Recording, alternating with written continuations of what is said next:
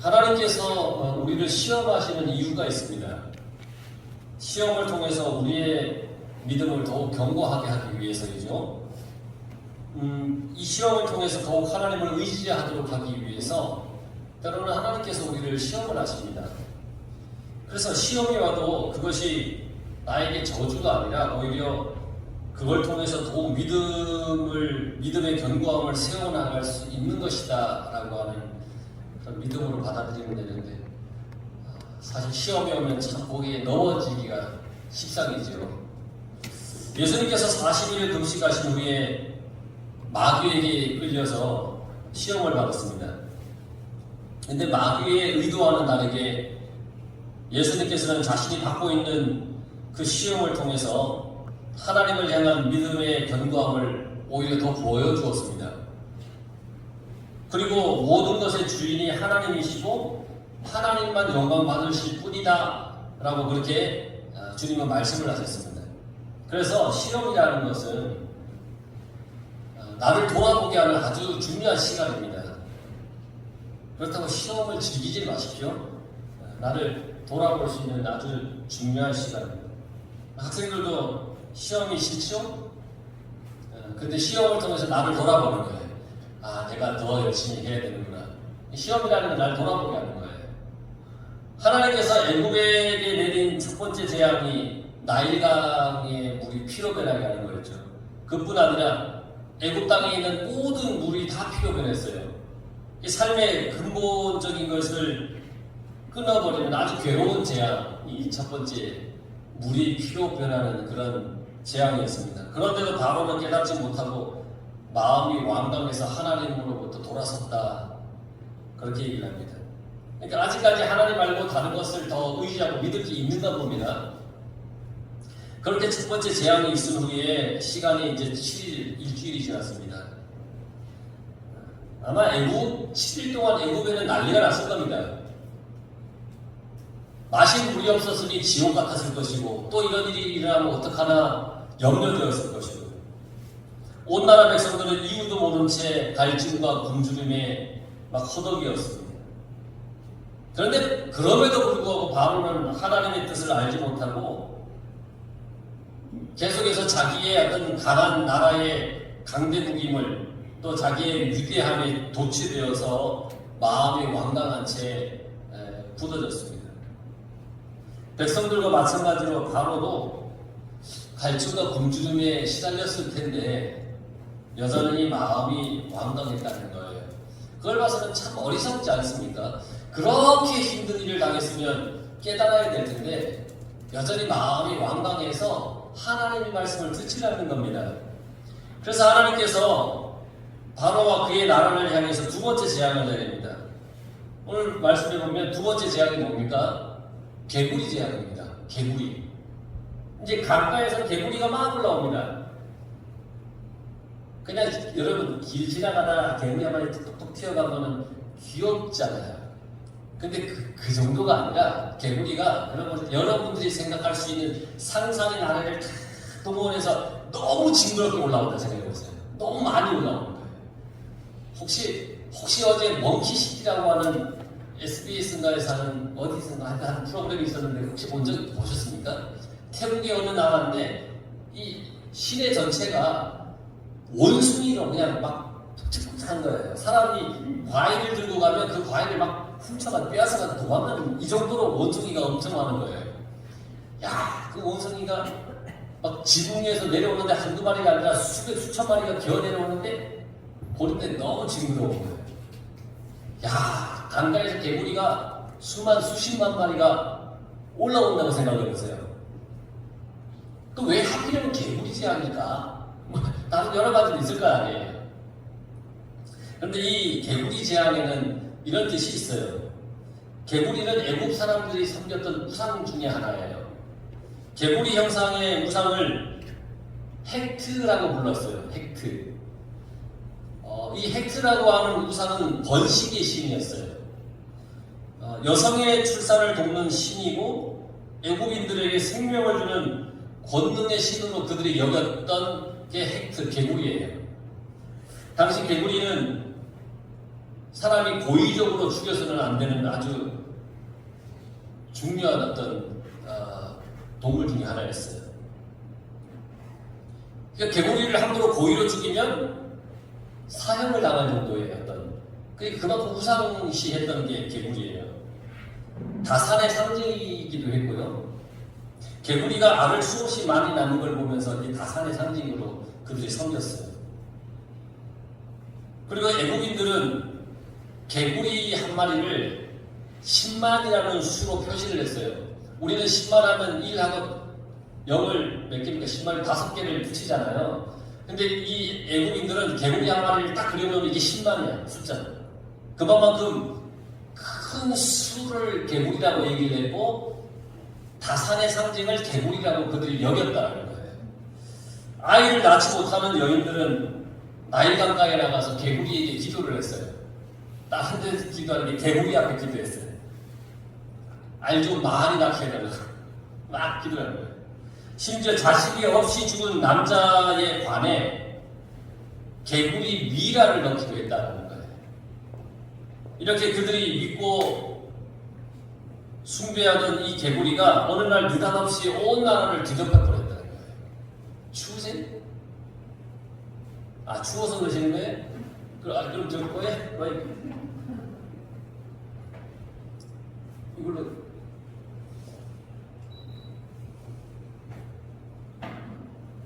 냉방을 한 게 아니라 제습을 해놨는데 그 뒤에 껐으니까 이제 염려하지 마시고 이제 집중하시고. 그러니까 그들이 이제 우상으로 섬겼던 그 신과 같은 개구리가 어느 날 갑자기 온 나라를 뒤덮어 버렸어요. 그런데 그렇게 믿고 숭배하는 그 개구리가 이제는 너무 많이 자기들의 모든 삶의 터전을 뒤덮으니까 이제는 보기가 싫을 정도가 되었어요. 개구리가 침실, 궁, 침상에, 백성들의 집에, 상위에도 막 분간하지 않고 막 엄습했어요. 생산력과 풍요의 상징이었던 개구리가 이제는 재앙의 원인이 되어버렸어요.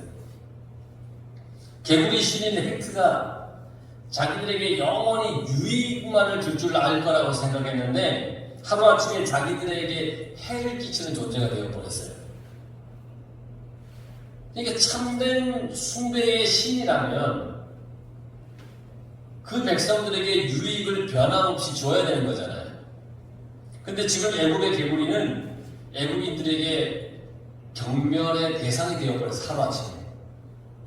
제발 사라졌으면 좋겠다고 여길 만큼 경멸의 대상이 되어버렸어요.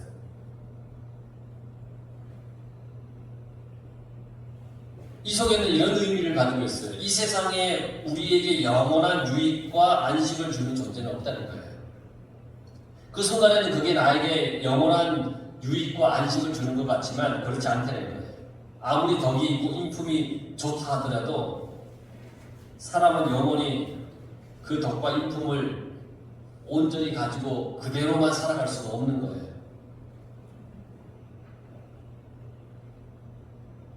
하나님께서 바로에게 주신 뜻은 또 이래요. 나일강에서 수많은 사람들이 숨기고 숭배하던 개구리라도 결국은 영원한 숭배의 대상이 될 수 없다. 이걸 가르쳐 주시는 거예요.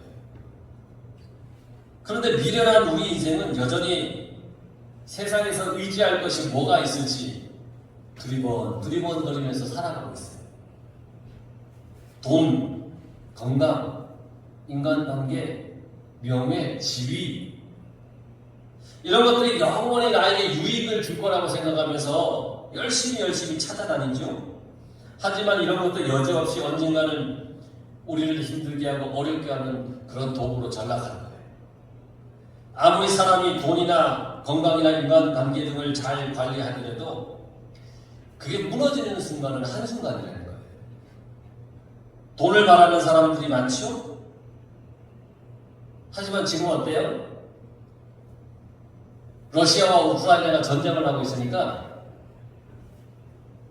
막 세계 경제가 하얀 곡선이에요. 막 주식이고 뭐고 막 돈도 막 제치는 거예요. 막 하루에도 주식으로 수십 조씩 막 사라지고 막 그래요. 먹을 게 없는 거예요. 식용유 주 원료가 되는 게 우크라이나에서 가장 많이 나는데 그걸 생산 못하니까 식용유 값이 막 엄청나게 뛰어오르는 거예요. 사람들은 못 살겠다 그러잖아요. 어떤 사건 하나가 경제 가치를 오르락내리락하게 만들어요. 이 세상에서 우리의 것이 영원할 것이라고 믿어서는 절대 안 돼요. 우리의 경배의 대상, 믿음의 대상은 결코 이 세상에 있지 않아요. 이 세상을 늘 은혜로 다스리는 하나님밖에 없어요. 내가 의지할 분은 하나님밖에 없다는 거예요. 여러분, 개구리 재앙에 혼쭐이 난 바로는 이제 모세와 아론에게 개구리를 좀 거둬달라고 요구를 해요. 제발 좀 개구리 좀 데려가고. 애굽의 요술사들도 개구리가 애굽 땅에 올라오게 하는 요술을 부릴 수 있었어요. 하지만 그들이 그 생겨난 개구리를 거두어낼 방법이 없어요. 생기긴 했는데 이걸 어떻게 거두어낼 방법이 없는 거예요. 계속 말씀드리지만 하나님의 능력을 눈속임으로 따라할 수 있어요. 흉내를 낼 수 있어요. 하지만 점점 하나님 능력 앞에서 무기력해지기만 하는 것이 우리들의 모습인 거예요. 개구리를 요술사들이 사라지게 못하자 바로는 다급해졌어요. 너희 백성들을 다 광야로 내보내서 하나님 앞에 제사 드리게 해줄 테니까 이 개구리 좀 어떻게 좀 처리해달라는 거예요. 이때 모세가 바로에게 그럼 언제 이 개구리를 사라지게 하는 것이 좋을까요? 대답해 보세요 라고 이 바로에게 얘기를 했어요. 근데 이 물음은 참 중요해요. 왜냐하면 이 하나님의 이 이적이 우연하게 일어나는 것이 아니라는 것을 증명할 수 있기 때문인데, 개구리를 바로가 얘기한 그 즉시 사라지게 해버리면 아마 바로는 이런 마음을 가졌을지 몰라요. 아이고 우연이었어 그렇게 생각할지 몰라요. 그런데 어떤 정한 때를 딱 정하면, 어떤 이 개구리를 사라지게 할 그 시간을 딱 정해놓으면, 그때 사라지게 하면 그건 하나님의 능력이라는 것을 증명하는 것이에요. 그래서 물어보는 거예요. 바로 왕이시여, 언제 개구리를 사라지게 하는 게 좋을까요? 대답해 보세요. 10절에 보면 모세가 이렇게 질문한 의도가 분명해요. 바로가 내일 없애달라고 하니까 모세가 대답을 합니다. 왕의 말대로 하여 왕에게 우리 하나님 여호와와 같은 이가 없는 줄 알게 하리니. 그러니까 당신이 내일 거둬달라 했으니 내일 사라지게 하겠습니다. 하나님의 능력으로 하겠습니다. 보십시오. 내일 사라집니다. 이건 하나님의 능력입니다. 당신에게 내가 그걸 보여주기 위해서입니다. 이렇게 얘기했어요. 그리고 개구리들은 다음날 다 죽고 나일강에만 이제 개구리가 있게 되었어요. 그런데 개구리가 이제 다 죽었잖아요. 그러니까 무더기로 있으니까 악취가 나는 거예요. 숨을 쉬기가 어려운 거예요. 그러나 바로가 성경에 보니까 숨을 쉴 수 있게 되자 그의 마음이 다시 완강하여졌더라 그랬어요. 한순간의 위기를 모면하자 마음이 획 바뀌어버린 거예요.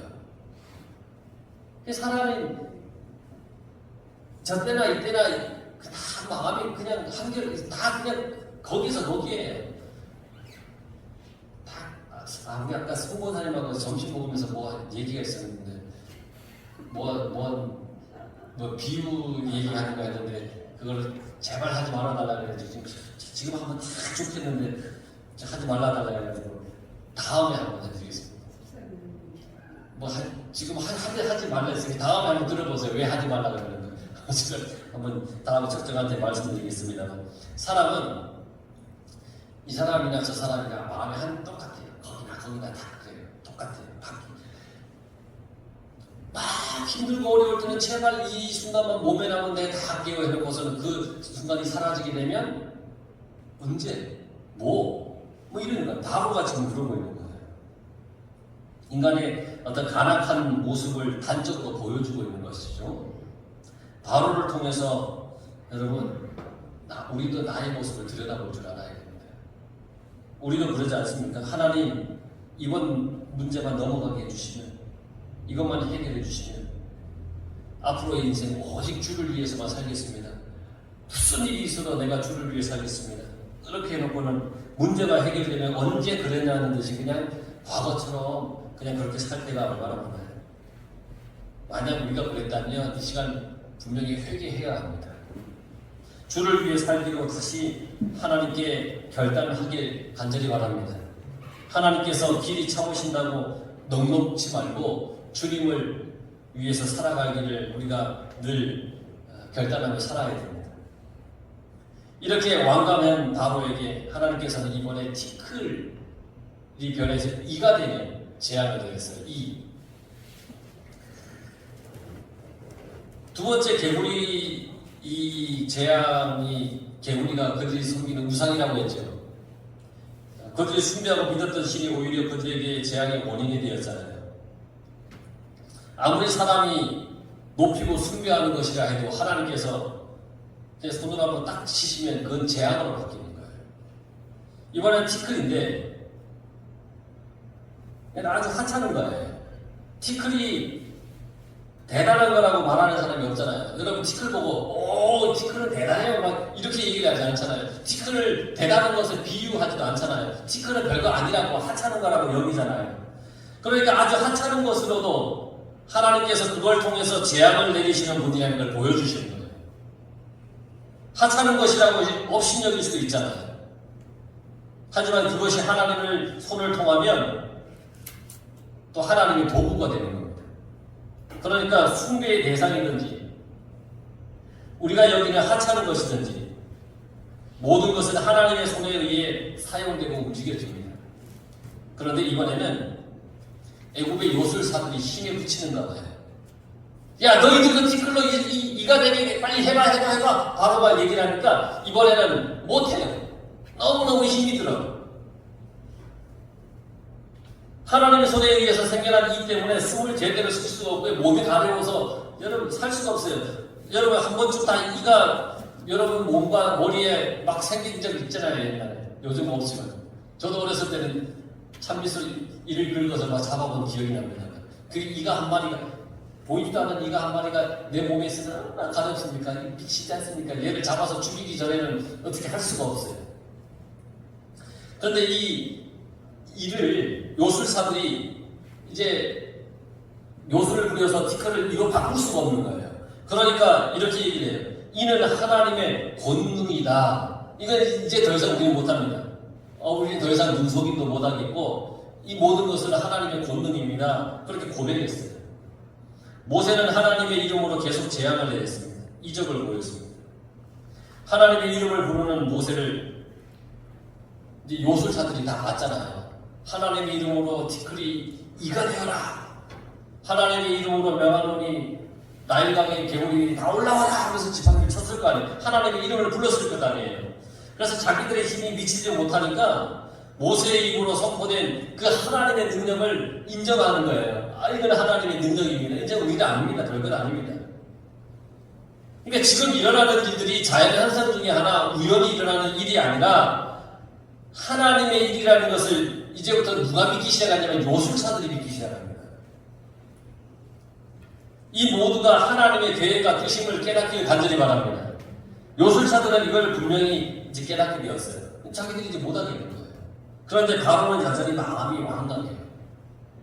사람의 마음이 완강해지면 한없이 완강해지는 걸 볼 수 있어요. 마음이 완악해지면 그거 어떻게 할 수가 없어요. 그 마음에 하나님이 없기 때문에 한없이 완강해지는 것이죠. 믿음 생활하는 사람의 마음도요, 이 완강해지기 시작하면 이거 어떻게 할 수가 없어요. 아무리 목사님이 권면을 해도 안 돼요. 왜냐하면 그 속에 완강해지는 순간 그 속에는 하나님이 없기 때문에. 하나님이 없고 자기만 들어있기 때문에. 그래서 아무것도 안 들리는 거예요. 근데 오히려 이 요술사들이 하나님을 인정하고 그 능력을 믿게 되었습니다. 그 바로가 완강해졌잖아요. 이의 재앙에도 완강해요. 그러니까 하나님이 이번에는 파리 재앙을 내리는 거예요. 파리. 어떤 사람이 이렇게 얘기를 해요.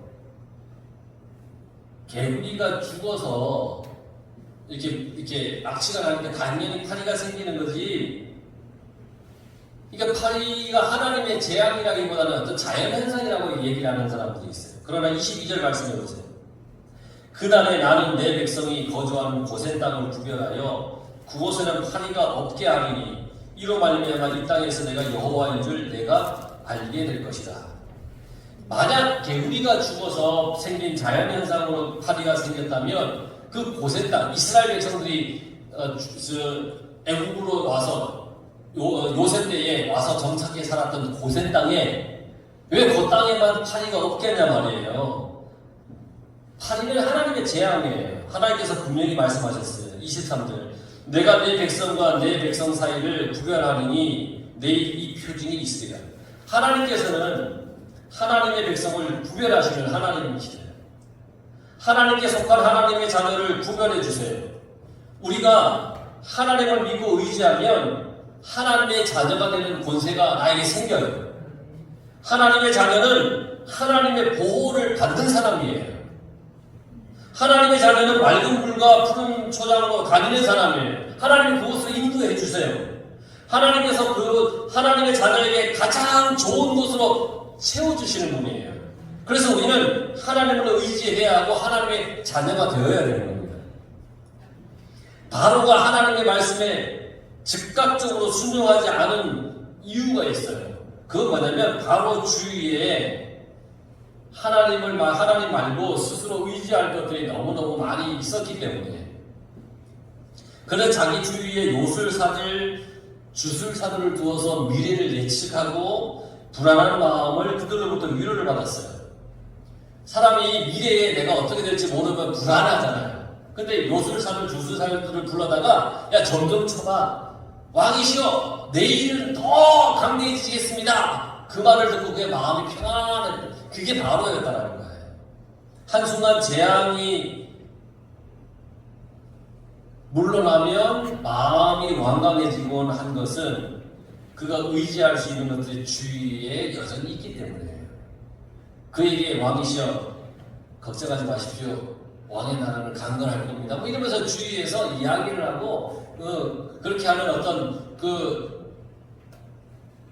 주술사들이 있었고 이런 사람들이 왕 옆에서 현혹시키는 거예요. 여러분 주위에 하나님 말고 의지할 것이 혹시 있다면 그걸 다 버려야 되는 겁니다. 하나님을 오직 하나님만 의지하시길 바랍니다. 과감하게 하나님 말고 다른 걸 의지할 것이 있다면 다 버려야 됩니다. 그래야 영원한 생명을 얻을 수가 있습니다. 다 버려야 됩니다. 천목회지에서 있었던 어떤 분이 있는데 이름이 원희숙이라는 분. 지금 살아계시나는 모르겠습니다. 그 당시에 지금으로부터 한 20몇 년 전 얘기입니다. 평생 50년을 믿어왔던 불상과 관련된 불상이 있었거든요. 집에. 그것과 관련된 모든 것을 하나님을 믿기로 작정한 날부터 다 태워버렸어요. 그리고 하나님만 믿기로 이렇게 결단을 하고 이렇게 교회를 나온 거예요. 참 대단한 결단이에요. 여러분 50년 동안 그 집안에다 놓고 섬기던 불상이 있고 막 그에 관련된 것들이 있는데 교회를 나오고 하나님을 믿기로 작정한 순간부터 그것을 마당에다 다 태워버렸어요. 그래서 그분이 하나님의 자녀가 되었습니다. 그 사람은 오직 하나님만 섬기기로 결단을 했다는 겁니다. 여러분들에게 있는 세상적인 의지거리들이 혹시 있다면 과감히 다 놓으시고 오직 하나님만 바라보시길 바랍니다. 세상의 것은 우리가 사는데 불편함이 없게 하는 약간의 도움을 줄 수는 있어요. 그런데 그게 믿음의 대상이 될 수는 없어요. 재앙을 통해서 주시는 하나님의 뜻은 그들이 섬기던 우상 다산의 신이든 개구리든 뭐든 세상의 것에 기대고 의지하지 말고 하나님의 도움의 손을 바라보고 하나님의 품 안에 있으면 재앙으로부터 하나님이 보호해 주십니다. 고센 땅에 있는 이스라엘에 사는 곳에는 파리가 없었던 것처럼 우리가 하나님만 의지하고 바라보면 우리를 보호해 주시는 하나님이십니다. 우리 성도들이 그런 삶을 온전히 다 살아가길 바랍니다. 바로처럼 마음이 완강하지 말고 그저 하나님 바라보면서 하나님 의지하면서 믿음 안에서 모두가 승리하시길 간절히 축원합니다.